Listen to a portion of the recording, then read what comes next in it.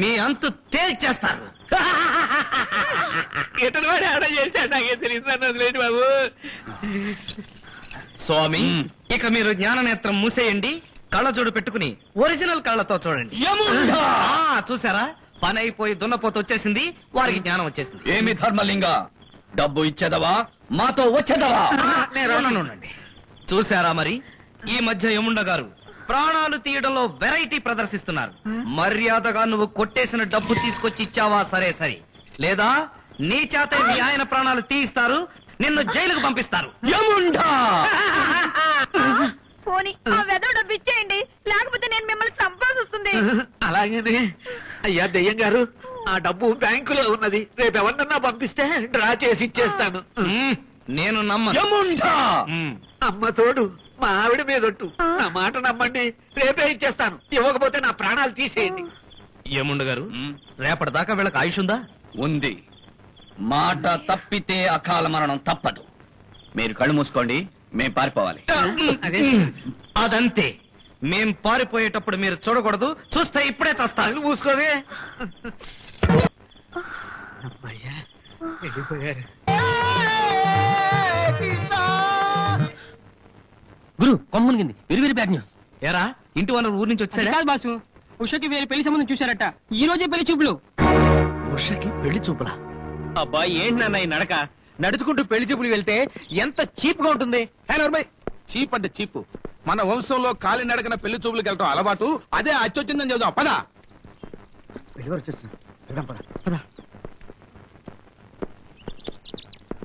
నమస్కారం సార్. నమస్కారం. సార్, మీరు రాఘవయ్య గారింటి పెళ్లి చూపులకు వెళ్తున్నారా? అవును, ఏ అది దిక్కుమాల సంబంధం, ఆ అమ్మాయి మంచిది కాదు, వెనక్కి వెళ్ళిపోండి అని చెప్పడానికి వచ్చారా? ఇదిగో చూడు, ఈ సినిమా ఎత్తులు నా దగ్గర సాగవు, అవతలికి వెళ్ళిపోండి. సార్, మీరు పొరపాటు పడుతున్నారు సార్. రాఘవయ్య గారు దేవుడు, వాళ్ళ అమ్మాయి బంగారు బొమ్మ, బుద్ధిమంతురాలు. మీకు అలాంటి సంబంధం దొరకడం నిజంగా అదృష్టం సార్. కానీ కానీ చెప్పు బ్రదర్, ఏమిటి సంగతి? ఏం లేదు సార్, గ్యారంటీగా మీరు ఈ సంబంధం చేసుకోవాలంటే ఆ అమ్మాయిని మీరు ఏమైనా అడగండి, వాళ్ళు ఏం పెట్టినా తినండి. కానీ నీ కోసం ప్రతి క్షణం నిలువెల్లా నిరీక్షణం రగులుతున్న హృదయంలో. ఈ పాట మాత్రం అక్కడ పాడకండి సార్. పాటలు పద్యాలు పాడటానికి మేమన్నా పగటి భాగవతులు అనుకుంటున్నారా? ఈ పాట పాడితే ఏమవుతుంది? ఏమవుతుంది సార్, చెప్పడానికి నా నోరు రావట్లేదు. 100 అబద్ధాలు ఆడి ఒక పెళ్లి చేయమన్నారు, మేము ఒక నిజం మాత్రమే చెప్పాం సార్. వస్తాం సార్. సార్, సంబంధం మాత్రం జారిపోనివ్వకండి, బంగారు లాంటి సంబంధం. పేపర్ జాగ్రత్త. నీ కోసం ప్రతి క్షణం నిలువెల్లా నిరీక్షణం. పాట వచ్చేసింది. గ్యాలన్ దొరికాడు. రండి బాబు గారు, రండి. రా బాబు, ఏం ట్యాక్సీలో వచ్చారా? వచ్చినా బాగుండేది, ఆ పాట గురించి తెలిసేది కాదు. ఏ పాట? నీ మొహం పాట. కాబోయే మావుగారు కదా, మహా జోకులేస్తున్నాళ్ళండి. మా వాడికి అస్సలు పాటలు రావండి. లోపల రండి, రండి రండి, కూర్చోరా.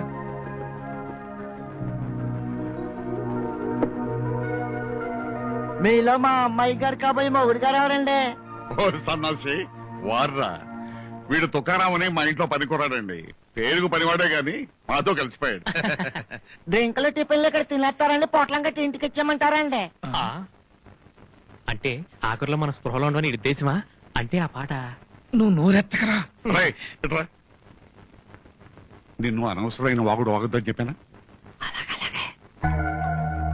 వీళ్ళ అమ్మాయిని తీసుకురా.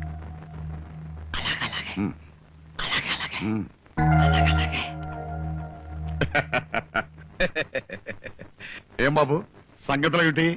సంగీతం వచ్చా? పాటలు బాగా పాడతావా? చచ్చిన పాట అండి. అంటే ఆ పాట గురించి నువ్వు నోరు మీరా. రండి రండమ్మా, రండమ్మా, మీరు అలా కూకండి. అయ్యగారు చూసుకోండి మా అమ్మాయి గారిని. బావగారు, ఆ దొంగ చూపులు చూడక్కర్లేదు, ధైర్యంగా చూడండి. అక్కయ్య, ఆ పాట వచ్చేమో అడగండి. ఏ పాట బాబు? ఆ పాట అయి ఉంటుందండి అయ్యగారు, నన్ను పాడమంటారైతే. రేయ్, నువ్వు నోరు ముసుగు లోపలికి పోకపోయి ఉంటే షూట్ చేసి పారేస్తాను. పో లోపలికి. ఎందుకండి ఈ నాటకం? పాడినవాడిని ఏమవుతుందో చూద్దాం. పాడు బాబు, నువ్వు పాడు. రేయ్, అప్సగుణ పక్షి, పో లోపలికి. బావగారు వాడు నోరు మంచిది కదండి. నా నోరు మంచిదండి, నన్ను పాడమంటారా? విజయ్ నువ్వా? విజయ వాడేవాడు అంటే ఈ పాట వెనకాల ఎంత ఫ్లాష్ బ్యాక్ ఉందన్నమాట. అందుకనేమో ఊళ్ళో ప్రతి ఒక్కరూ ఈ పాట పాడకండి, ఈ పాట పాడకండి అని చెప్పింది. బావగారు తొందరపడకండి. మా అమ్మాయి నిప్పు లాంటి మనిషి. నిజాలు తెలుసుకోకుండా మాట్లాడకండి. చాలేవే బలే చెప్పచ్చా. పాట పాడటం రాని ఏ మోగలదోకిచ్చి పెళ్లి చేయ మీ అమ్మాయిని అనండి పదం. ఈ టైప్ లో వెళ్ళి ఏముండా అంటే చండాలంగా ఉంటుందేమోరా. ఆ చాంద్ బీబీకి 10వ పరకో కొట్టి దున్నం తీసుకొస్తే ఎంత బాగుండేది. పర్లేదు గురు, ఓ రౌండ్ భారీగా వెళ్లి భయపెట్టాం కదా, ఈ పాటికి డబ్బు రెడీ చేసే ఉండే ఉంటాడు. చూస్తుండు. దిగో. పంచ పద.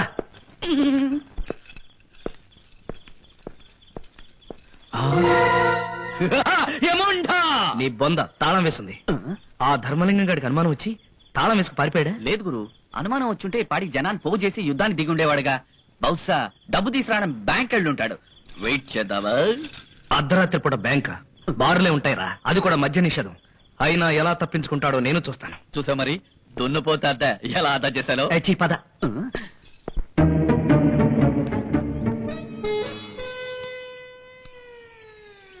హరే రామ హరే కృష్ణ.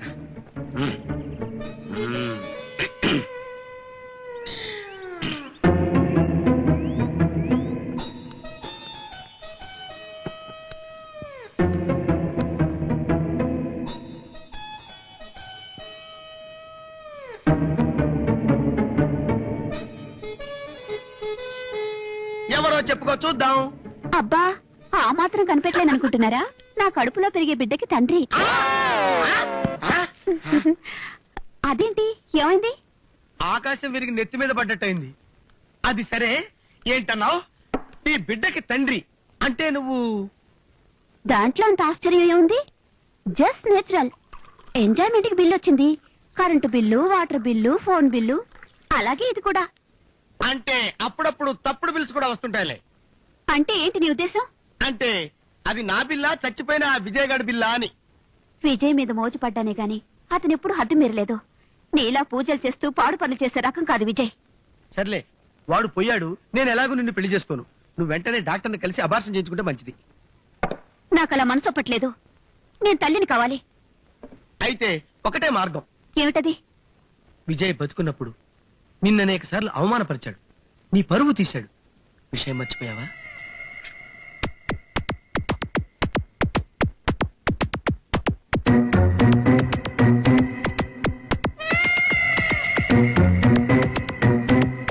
గుర్తొచ్చిందా ఎంత అవమానపరిచాడో? విజయ్ గాడికి ఆఫీస్ నుంచి బోర్డంత డబ్బు రాబోతుంది. సపోజ్ ఈ బిల్లు విజయ్ గాడిదేనని వాళ్ళ అమ్మా నాన్నల్ని నమ్మించావనుకో, డబ్బుకి డబ్బు, ప్రతీకారానికి ప్రతీకారం. బిడ్డని గంటానికి పాస్పోర్ట్. ఎలా ఉంది నా ఐడియా? కరెక్ట్. అందరూ చచ్చి సాధిస్తారంటారు. నేను ఆ చచ్చిపోయిన విజయ్ గారిని సాధిస్తాను. చూస్తూ ఉంటూ. హరే రామ హరే రామ, హరే కృష్ణ హరే కృష్ణ. అక్కడున్నా చచ్చిపోయి దెయ్యమయ్యాక చెట్లు పుట్టలు పట్టుకుని వేలాడక టాక్సీలోనూ ఆటోల్లో తిరగడం ఎలా వీలవుతుంది? ఎలా ఉన్నావు?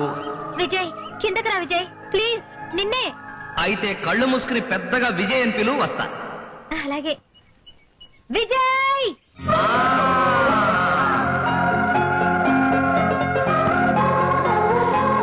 విజయ్ వచ్చేసావా? ఉషా, నా కోసం వచ్చేసావా? ఇదేమిటి నువ్వు మామూలుగానే ఉన్నావు? నేను ఇలా రావడానికి ఎంత కష్టపడాల్సి వచ్చిందో తెలుసా? మొన్న ఈవినింగ్ వాక్ వెళ్తుంటే లార్డ్ శివ ఎదురొచ్చాడు. ఆహా, దొరికాడ్రా నా సామి రంగా అనుకుని, ఏమయ్యా శివ, ఇది నీకేమన్నా న్యాయంగా ఉందా? నన్ను అర్ధంతరంగా తీసుకొచ్చేశావు. పాపం అక్కడ ఉష చూడు ఎలా అయిపోయిందో అని చెప్పి ఎడా పెడా వాయించేసరికి, మిస్టర్ విజయ్ నువ్వేం కంగారు పడాల్సిన అవసరం లేదని నాకు హామీ ఇచ్చి నా ఫైల్ తీసుకుని బ్రహ్మ దగ్గరికి వెళ్ళాడు. నిజంగానా? నిజమేంటి, నా విషయంలో యముడు అంతకంటే సీరియస్ గా ఉన్నాడు. అందుకని బ్రహ్మ సంతకం అవడం ఏంటి, ఆ ఫైల్ నేను తీసుకోవడం ఏంటి, వెంటనే ఇక్కడికి రావడం ఏంటి, నాకు నీకు పెళ్ళంట. పాపం ఆశ. ఏ ఇష్టం లేదా? అయితే రానులే. ఆ బ్రహ్మకు చెప్పి నేను. అదేం లేదు, నిన్ను తలుచుకునే క్షణం లేదు. విజయ్ నువ్వు లేకపోతే నేను లేను, నువ్వు రాకపోతే నేను నీ దగ్గరికి. అలా అనుకో, తదాస్తు దేవతలు తిరుగుతుంటారు. వాళ్ళెవరు? మనకిక్కడ పోలీసులు ఉంటారు కదా, అలా పైలోకంలో వాళ్ళనమాట. ఓహో, మరి నేను అరగంటలో వెళ్ళిపోవాలి. చాలా గ్యాప్ వచ్చేసింది కదా. ఒక్కసారి ఏంటా నేనేమన్నాను? డ్యూయట్ పాడుకుందాం అన్నాను. పాటే కదా. ఆ. ఓకే. ఓకే. ఎంత పని చేసావురా దేవుడు, నన్ను అన్యాయం చేసి వెళ్ళిపోతావా? నేను ఇంకెవరి కోసం బతకాలి? ఎలా బతకాలి దేవుడు? పాపం సావిత్రికి మెంటలు వచ్చి ఈ మధ్యనే తగ్గింది. ఎలా బతుకుతుందో ఏమిటో, అంతా కర్మ. చిన్నపిల్ల ఎలా బతుకుతుందో. ధైర్యంగా ఉండమ్మా, ధైర్యంగా ఉండు. ఆ మాయదారేముడికి మనసు ఎలా ఒప్పిందో. ఏమండి, మిమ్మల్ని నేను బతికించుకుంటాను. నా పేరు సావిత్రి. అలనాటి సావిత్రి లాగా నేను మిమ్మల్ని బతికించుకుంటాను.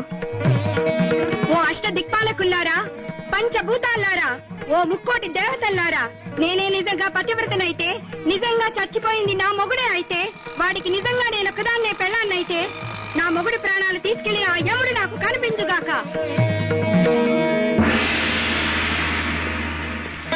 యమధర్మరాజా, నా మొర ఆలకించి వచ్చావా?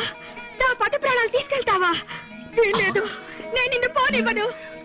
యముండా తప్పుకో. అదేం కుదరదు.